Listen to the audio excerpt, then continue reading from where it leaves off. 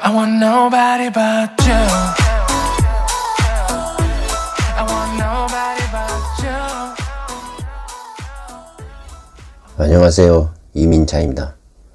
26세 나이로 숨진 이연재 기자의 사주를 보겠습니다. 무엇이 꽃다운 생명을 앗아가는가 하는 것입니다. 사주는 병자년 정유월 임술일 경자시로 추정을 했습니다. 이 사주를 보면 임수일간은 7살에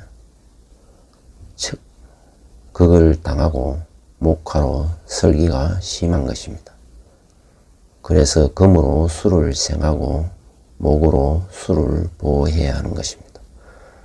그래서 수를 살리고 보호하는 금수목 운에서는 행운이 이어지고 꽃길을 걷게 되지만 수를 극상하는 화토 운에서는 힘든 시기를 맞이하게 되는 것입니다. 울로를 보면은 금운에서 출발하여 화운을 거쳐 목운으로 가는 사주인 것입니다. 유년 시절 병신대운은 병화가 임하고 지지로 신운이 임하기 때문에 신자진 수국을 결성하고 신유수 금국을 결성하여 금생수를 하기 때문에 풍족한 유년 시절을 보냈음을 의미하는 것입니다. 이어지는 을미대운은 을목이 미토를 눌러주니 자신의 아름다움과 고운 자태를 뽐내고 그리고 상관대살로 칠살을 눌러주기 때문에 자신의 의지와 노력으로 성취하는 바가 많게 되는 것입니다. 더 나아가 미토가 임하게 되면 묘미 한목을 결성하여 칠살을 눌러주면서 다른 한편으로는 목생화가 가능하기 때문에 취직을 하게 되지만 돈은 모이지 않는다는 것입니다. 다시 말해 미스 코리아가 되고 기자 어나운서가 되는 것입니다. 그러나 갑오 대운에 임하게 되면 운이 크게 바뀌게 되는 것입니다. 대운 천간의 간목은 목생화로 화토 운기를 더하게 되고 대운 지지의 오화는 오술 화국을 결성함으로써 화생토 즉 재생살로 나를 치기 때문에 난치병이나 불치병에 걸리거나 아니면은 마나 귀에 빠질 수가 있다는 것입니다. 더 나아가 2023년 계묘년에는 요유층이 재충되면서 간담계통에 손상을 입게 되는 것을 암시하는 것입니다. 말하자면 췌장암이나 간암 같은 난치병에 걸릴 수가 있는 것입니다. 특히 타고나는 난치병은 목고 미토에 있기 때문에 췌장 간암이 지병으로 앓게 되는 것입니다. 말하자면 계묘년은 미토를 당겨오게 되는 것이고 월주를 천국지충으로 인하여 반음이 일어나게 되는 것입니다. 그래서 비참한 일로 신음할 일이 생긴다는 것입니다. 즉 관제구설이 생기거나 뒤집혀지는 일이 생긴다는 것입니다.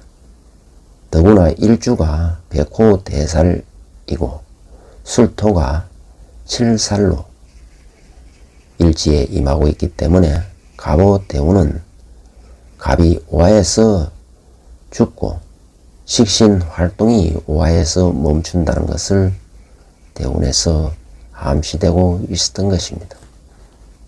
또한 일주에는 괴강살과 도화살이 임하고 있기 때문에 미색이 빼어났던 것입니다.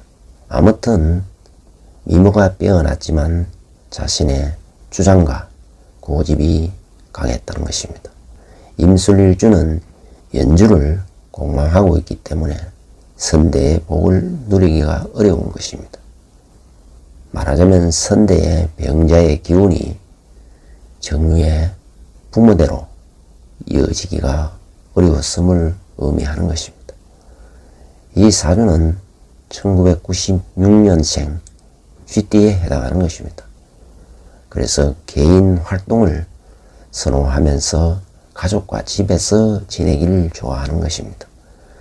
그리고 자수는 양인에 해당하기 때문에 성정이 매우 강한 것입니다. 또한 겁재에 해당하기 때문에 깡다구가 있는 것입니다. 그리고 자수는 제살에 해당하기 때문에 정보를 수집하여 누수를 브리핑 잘 하는 것입니다. 연간에 병화가 임하고 있어 첫인상이 시원시원한 느낌을 줄 수 있는 것입니다. 즉 스케일이 크고 씀씀이가 있어 보인다는 것입니다. 월간에 정화가 있어 정제와 편제가 혼잡되어 있기 때문에 돈에 대한 욕심이 많은 것입니다. 연간에 병화가 있어 첫인상은 시원시원한 돌직구 스타일이지만 월간에 정화가 있기 때문에 알고 보면은 매우 유연하고 부드럽고 날카롭고 세심하다는 것입니다. 태어난 달이 9월 22일이기 때문에 추분전에 해당하는 것입니다. 따라서 경금이 살행하는 계절에 태어난 것입니다. 월령 경금이 정화를 만나면 금수저 출신이라는 것입니다. 나아가 월령 경금이 활기로 일간의 임수를 얻었다는 것은 재주와 능력을 펼칠 무대를 태어나면서 갖추었음을 의미하는 것입니다. 한마디로 남들이 부러워하는 외모와 재능을 갖추어 취직까지 잘 했지만 끝까지는 운은 막을 수가 없었던 것입니다. 잘 나가다가 하루아침에 수술술에서 깨어나지 못한 일이 발생한 것입니다. 태생적으로 쥐띠에게는 간남계통의 지병이 있을 수 있는 것입니다. 그리고 쉽게 병명을 찾아내기가 어려운 것입니다. 갑오대운에서 간담이 죽음의 기운을 갖고 들어오고 있었던 것입니다. 갑오운의 좌우 묘유가 결성되면서 사형살이 동하게 되는데 이때 오화가 주도하기 때문에 형살의 흉역을 당하게 되는 것입니다. 이처럼 화운에서는 수기운이 묶이는 것입니다. 여기에다가 계묘세운이 두들겨 펴기 때문에 묘유충으로 신경마비가 되어버리는 것입니다. 말하자면 마취에서 깨어나질 못한 것입니다. 이 사주의 일간은 임수입니다. 그래서 자신을 쉽게 드러내지 않는 것입니다. 임술 일주는 괴강살이고 백호대살이기 때문에 기가 센 사주인 것입니다. 거기에다가 관대지에 임하고 있기 때문에 고집 또한 만만치 않은 것입니다.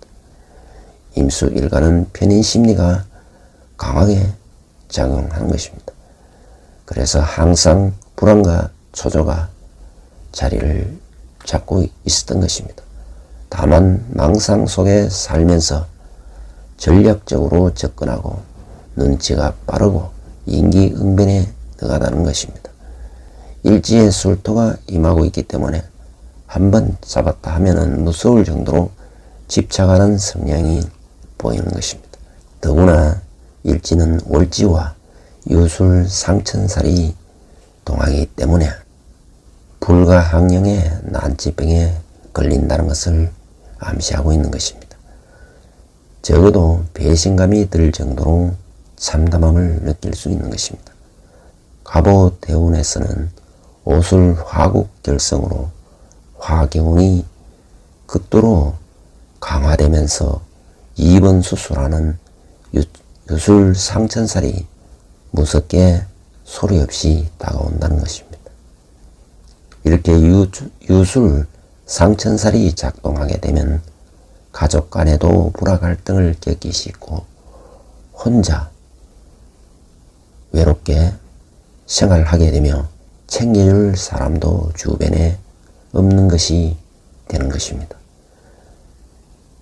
더구나 다소 이기적이고 독선적이기 때문에 한번 주변과 틀어지면 정오심이 정폭되게 되는 것입니다.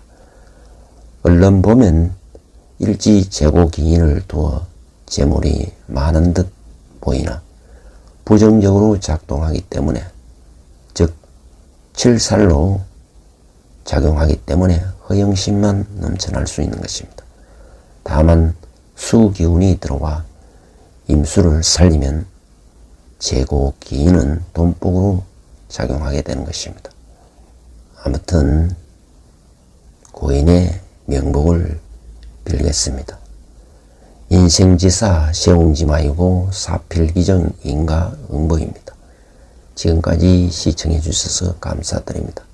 구독과 좋아요를 부탁드립니다. 감사합니다.